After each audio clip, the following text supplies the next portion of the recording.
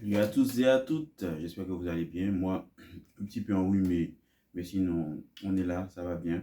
Et je vous retrouve aujourd'hui pour vous parler d'une émission qui me plaît tout particulièrement puisqu'elle a recommencé cette saison. Je veux bien entendu parler de koh.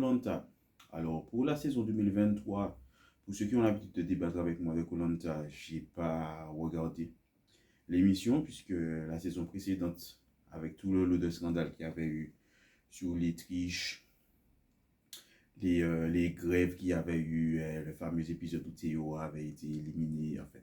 Ouais, il avait été disqualifié, qu'il n'y avait pas eu de grand gagnant parce qu'il y avait soupçon de triche sur le camp. Ça m'avait un petit peu donné une claque, un petit peu déçu.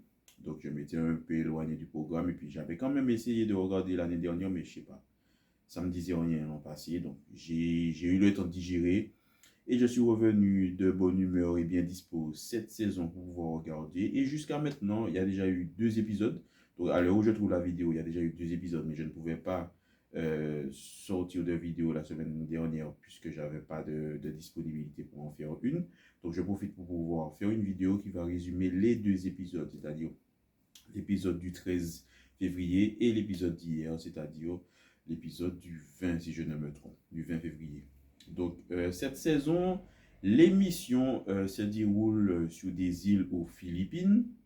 Et une fois n'est pas coutume, ou peut-être que dans d'autres éditions, il y a déjà eu cette arrivée-là comme ça, ils ne sont pas arrivés à la nage, cette fois-ci les candidats. Ils sont arrivés séparés. Donc, il y avait un camion avec les femmes à bord, un autre camion avec les hommes à bord. Ils sont arrivés, ont été débarqués justement sur une île, ont fait connaissance, en fait, n'ont pas vraiment eu le temps de faire connaissance, puisqu'on les a tout de suite mis dans le bain. On a réparti les équipes sur le champ et ils ont dû participer à une épreuve. C'était, si je me rappelle bien, c'était une épreuve de confort, hein, il me semble bien, pour pouvoir gagner justement un kit, pour pouvoir, un kit de première nécessité, je dirais ça comme ça. Et les 2 équipes ont été formées.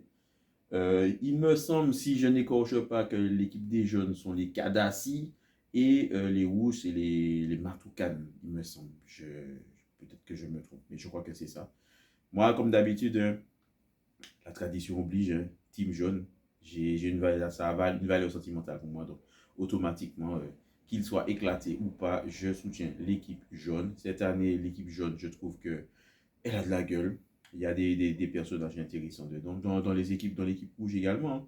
Et donc, pour pouvoir revenir, pour ne pas m'éparpiller, il y a une épreuve, comme je disais, de confort. C'était une épreuve pour pouvoir jauger tout un chacun, pour pouvoir connaître la forme physique de tout un chacun. C'était l'épreuve des béliers, je crois, où il y avait un gros bélier. Il fallait que l'équipe porte un bélier de 100 kilos, que les 10 personnes par équipe puissent porter pour pouvoir défoncer quelque chose, pour pouvoir l'amener sur une plateforme où il y avait des sortes de stries, comme un labyrinthe, posté sur le bélier qu'il fallait faire avancer pour pouvoir faire tomber un rondé à la fin. Et à ce petit jeu, ce sont les jeunes, les Kadassi, qui l'ont emporté et donc qui sont repartis avec le premier kit de première nécessité. Alors, une fois n'est pas coutume non plus cette année, il y avait 2 charpentiers sur l'aventure et les deux, le hasard, entre guillemets, fait bien les choses, puisqu'il y a eu un charpentier par équipe.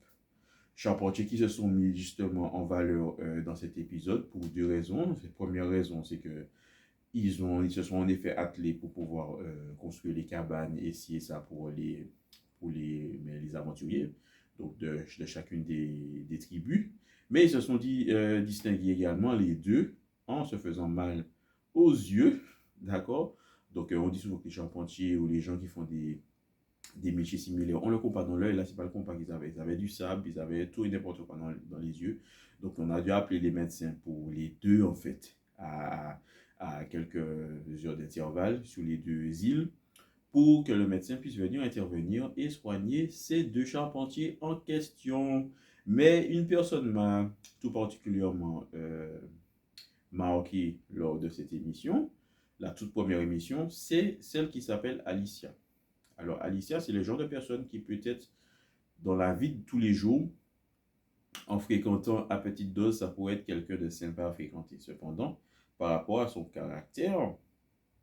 Je dirais pas son franc-parler, hein, parce que je trouve pas qu'elle est franche justement, mais par rapport à son caractère et sa façon d'être tout court, je parle de ce que l'on voit à la télé, c'est sûr et certain que j'aurais été sur un camp, ça aurait pas fonctionné avec quelqu'un comme ça. Parce que déjà dès le début, c'est celle qui est arrivée peut-être le moins en forme physiquement et qui s'est permise d'émettre des jugements sur le physique, je dirais, de certaines personnes ou l'engagement de certaines personnes et je ne comprends pas trop. Peut-être que c'était une manière pour elle d'essayer de se protéger, de se rapprocher de certaines personnes pour faire des alliances et je ne sais pas quoi, mais la personnalité qu'elle a dépeint dès le premier épisode, j'ai pas trop apprécié. C'est quelqu'un qui, comme elle le dit, elle est revendique, elle a un fort caractère et elle n'a pas l'habitude de s'excuser.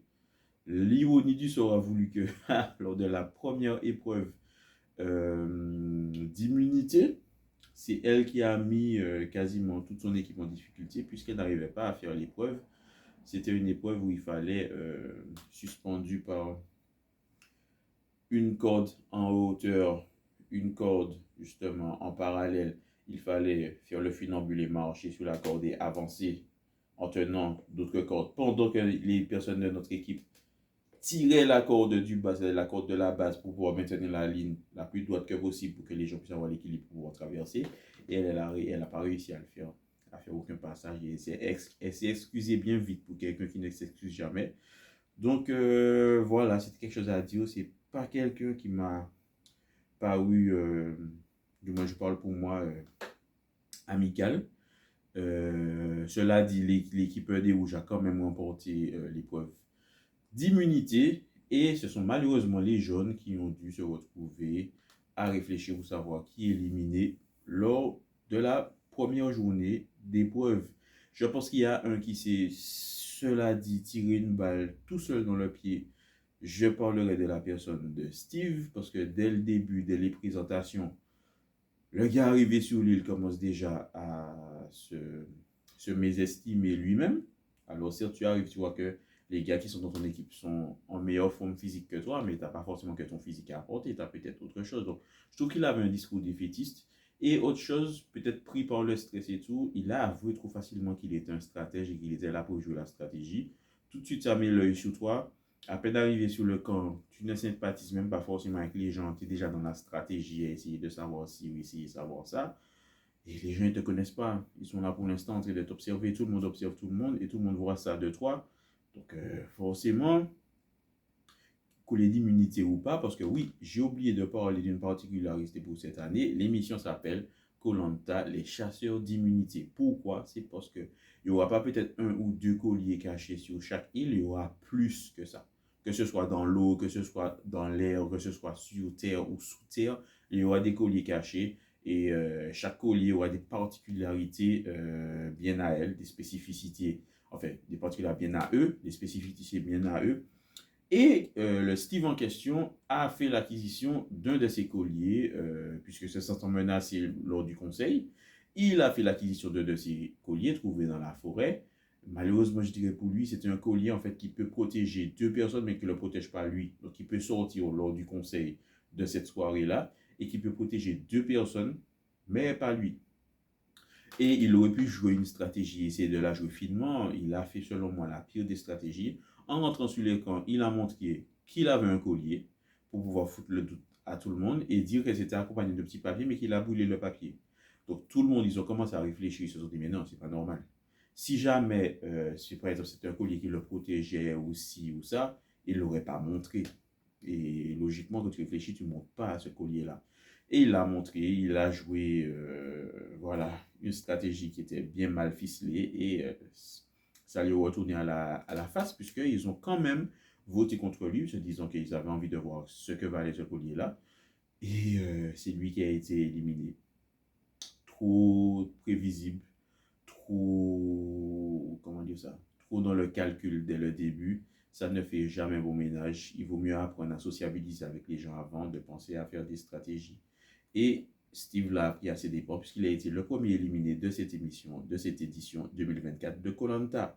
On arrive maintenant à l'épisode d'hier puisque bon, c'est ce qui a été, selon moi, le plus intéressant de l'épisode 1. Il y avait peut-être autre chose, vous me direz dans les commentaires, mais c'est ce qui avait d'intéressant.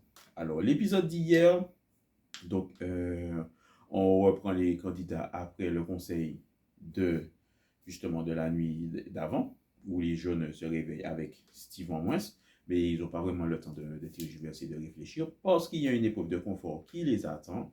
Et cette épreuve-là, dans cette épreuve de confort-là, ils ont la possibilité de remporter un poisson. Je ne me rappelle pas de combien de kilos, mais c'était une carangue grillée, d'accord? Et pour des gens qui sont là depuis un moment, les rouges, précision, qui n'ont pas encore le feu parce qu'ils n'ont pas réussi à le faire, les jaunes qui ont déjà le feu, mais qui n'avaient pas trouvé grand-chose à se mettre sous la dent à cuisiner pour pouvoir exploiter le feu en tant que cuisine, avaient besoin justement de se sustenter, avaient besoin de refaire le plein d'énergie.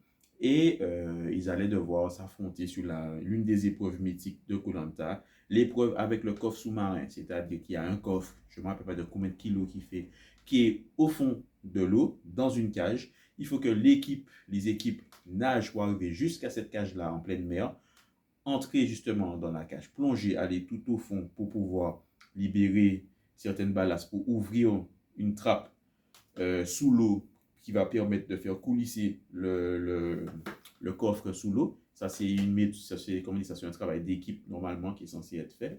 Et après avoir réussi à faire sortir le coffre de la cage sous l'eau, c'est marcher sous l'eau en avançant, progressant au fur et à mesure, en remontant pour pouvoir prendre son souffle pour replonger, pour amener le coffre jusque sur la plage face à un obstacle, c'est-à-dire un rondin de bois en hauteur avec du sable en dessous qui empêche le coffre de passer. Il faut creuser, creuser, creuser pour pouvoir faire passer le coffre, tout ça en équipe, pour ensuite le faire monter sur une estrade, le mettre bien sur l'estrade, ouvrir et brandir le trophée qu'il y a à l'intérieur, et justement l'équipe qui fera tout ça avant l'autre aura remporté. Donc les deux équipes n'avaient pas selon moi vraiment de stratégie, c'était un petit peu désordonné, mais les jaunes ont pris le dessus de nouveau sur les rouges et c'est eux qui ont remporté l'épreuve de confort. Il y a eu du neuf dans le game puisqu'il y a deux aventuriers qui ont fait leur entrée comme ça dans l'aventure, en la personne de Léa, qui est une sportive, une sportive, je vais dire, de haut niveau, qui a beaucoup de choses, musculation, natation. C'est un pompier volontaire, justement, elle est pompier volontaire. Elle a 21 ans ou 22 ans, je crois, donc elle est arrivée avec plein de peps, plein de fraîcheur. Et un autre qui s'appelle William, qui a 62 ans, donc c'est le doyen de l'aventure, qui lui est expert en survie, qui vit essentiellement, je crois, en Guyane française, et donc qui est venu avec beaucoup d'idées, beaucoup de savoir-faire sur la vie en forêt et la vie dans la nature pour pouvoir apporter son savoir-faire à l'équipe qui l'aura choisi, puisque bien entendu, il y a une équipe qui allait avoir la possibilité, c'est-à-dire, vous l'aurez compris, les jeunes, ceux qui ont remporté l'épreuve de confort, auraient la possibilité de choisir en premier qui est-ce qu'ils souhaitaient faire venir dans leur camp. Donc, William, sachant faire le feu, ayant des connaissances en survie et beaucoup d'autres choses, il a beaucoup séduit les jeunes. Alors, il y avait certains qui n'étaient pas trop pour, ils voulaient prendre plus la plus jeune Léa par rapport à son peps, par rapport à sa force physique pour apporter sur les épreuves. Mais ils ont opté sur ça, selon moi, pour deux raisons.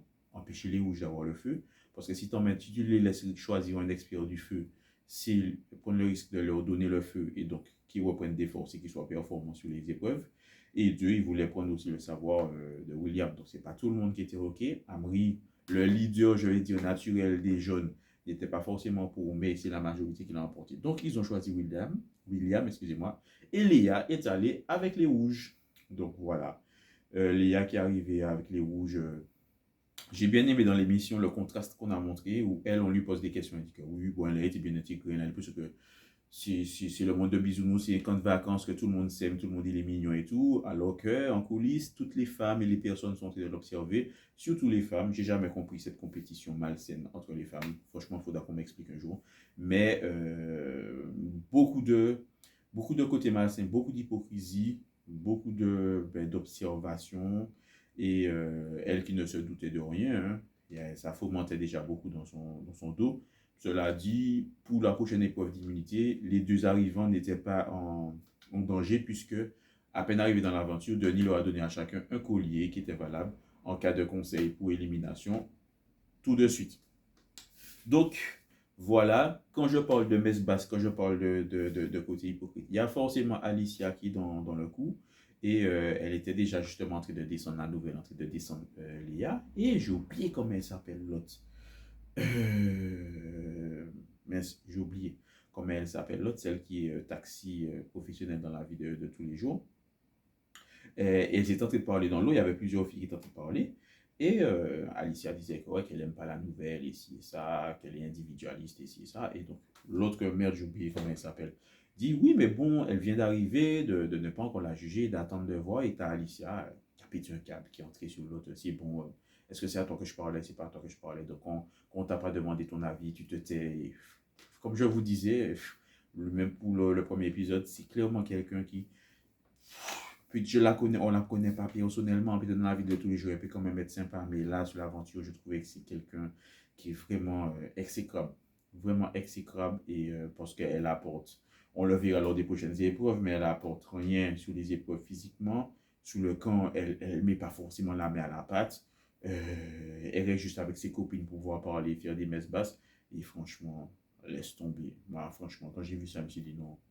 Manzel, faut qu'on la tège le plus vite que possible parce que je peux pas me la blairer. Je peux pas me la blairer. Donc, comme je disais, pas le temps vraiment de tergiverser parce qu'ils sont convoqués pour une épreuve d'immunité.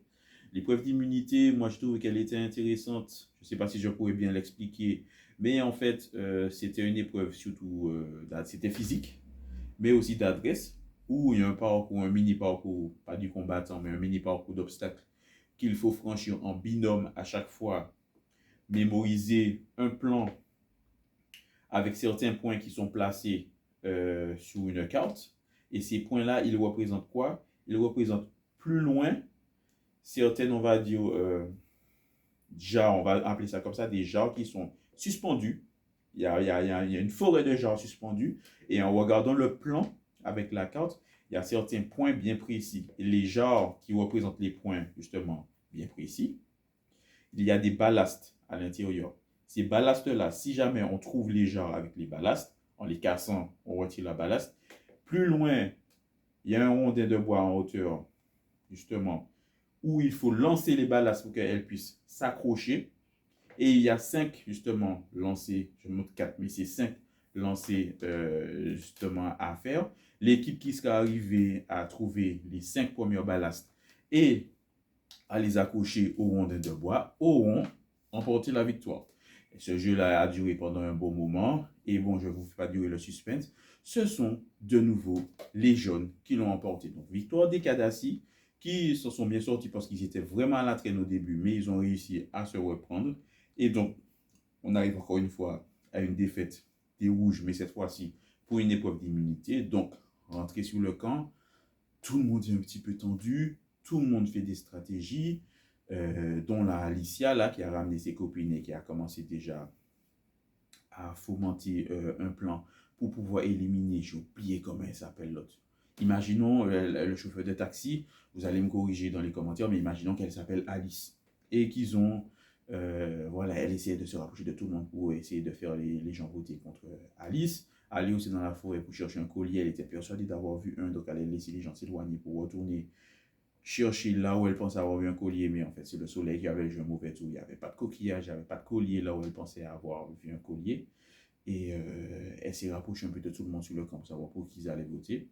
Et quasiment tout le monde lui a dit on va voter Alice. En fait, ceux à qui elle a demandé. Et d'autres aussi qui étaient plutôt là pour le côté sportif, je les rejoins, qui lui avaient dit qu'ils allaient voter contre elle. Donc elle est arrivée assez confiante au conseil et que ne fut pas sa surprise quand elle a vu une grosse majorité qui a voté son nom, justement. Donc elle a dit qu'elle était surprise ici et ça, parce que certaines de ses copines, entre guillemets, lui avaient dit non, tu n'as pas à t'inquiéter, on va pas voter contre toi, mais elles avaient déjà prévu de voter contre elle. Donc certaines personnes comprendront, d'autres ne comprendront pas. Est-ce que c'est une trahison? Bien sûr que c'est une trahison, mais c'est un jeu et on est là pour jouer. Quand on est arrivé dans l'aventure, on est arrivé tout seul. Donc c'est possible qu'on le risque à faire trop confiance trop vite aux gens, à se faire planter un couteau dans le dos. D'autant plus que, quand on réfléchit, les deux personnes qui étaient sur la sellette, il y a d'un côté une qui est soi-disant Alicia, parce qu'ils disent qu'elle en veut, elle a l'agnac, mais qu'elle les ralentit sur le camp, pas sur le camp, mais sur les épreuves. Et aussi, elle a un caractère quand même assez ingérable, donc ça amène des tensions. Et l'autre, il y en a une qui se donne à fond dans les épreuves. Elle est là, elle représente. Alice, je sais que tu t'appelles pas Alice, mais j'ai oublié ton prénom. Alice, mais qui est un peu individualiste sur le camp, c'est-à-dire qu'il reste toujours un peu dans son coin, peut-être a du mal à sociabiliser. Cependant, on est au début de l'aventure, tu as besoin de toutes les forces vives pour emporter les épreuves. Donc, tu ne vas pas te tirer une balle dans le pied en gardant celle qui, entre guillemets, sociabilise avec certaines personnes du camp, mais qui fout quasiment rien sur le camp et qui, dans les épreuves, vous ralentissent. Et une autre qui, même si elle fait les choses de son côté seule sur le camp, au moins elle fait des choses sur le camp et elle se donne à fond dans les épreuves et elle ne vous ralentit pas dans les épreuves. Donc, forcément, tu vas choisir la deuxième option. Donc, Alicia, ça m'a trop fait rigoler. La vendeuse de piscine, comme dit Denis Brognard, Abulatas, puisqu'elle est vendeuse de piscine dans la vie de tous les jours. Et quand il a sorti ça, Alicia, la vendeuse de piscine, Abulatas, j'étais explosé. Donc, pour les 2 premiers épisodes de ce Koh-Lanta là, voilà grosso modo ce qui s'est passé, ce que j'ai trouvé intéressant et intéressant à faire remonter selon moi. S'il y avait d'autres événements qui vous ont plu ou d'autres événements dont j'aurais dû parler, n'hésitez pas à me le dire en commentaire. N'hésitez pas à me dire ce que vous avez pensé de ces 2 épisodes-là en commentaire. Moi, perso, j'ai aimé. J'ai aimé. C'est pas comme l'année dernière quand j'ai essayé de regarder, et puis j'étais peut-être trop en mode déçu toujours. J'ai pas continué. Je crois que j'ai regardé les 2 premiers épisodes de la saison dernière, et puis j'ai laissé ça tomber. Mais là, je sens que, voilà, avec le renouveau qu'ils ont quand même réussi à faire, la nouvelle intrigue des chasseurs du minute avec plusieurs colliers, la personnalité des gens, parce que j'ai pas encore bien retenu tous les prénoms, donc c'est pour ça que j'ai pas fait vraiment de focus sur beaucoup plus de candidats que ça, mais il y en a certains qui m'ont ouais, un petit côté affectif que j'aime bien. Donc voilà, je pense que lors de l'épisode numéro 3, j'aurais déjà retenu plus facilement leurs prénoms, donc je pourrais faire des focus plus longs sur les candidats que j'apprécie et que j'apprécie moi aussi, parce qu'il y en a que je n'apprécie pas trop. Et il y en avait qu'une seule que j'appréciais pas du tout, c'est Alicia, qui a été éliminée. Donc on verra comment ça va se passer pour les autres épisodes. Moi, je ne regarde jamais dans la semaine prochaine. Je ne regarde jamais les trailers parce que j'aime bien être surpris. Voilà. Donc, vous me direz ce que vous en avez pensé. Moi, je trouve que c'est... Voilà. 10 sur 10 pour l'instant, ces 2 épisodes-là. Donc, comme je le dis encore une fois, n'hésitez pas à liker et à partager le travail si vous kiffez ce que je fais et si vous avez envie de me donner de la force. Moi, je vous dis rendez-vous pour une prochaine vidéo, c'est-à-dire la semaine prochaine, que ce soit sur Koh-Lanta ou sur autre chose. C'était KO. Peace.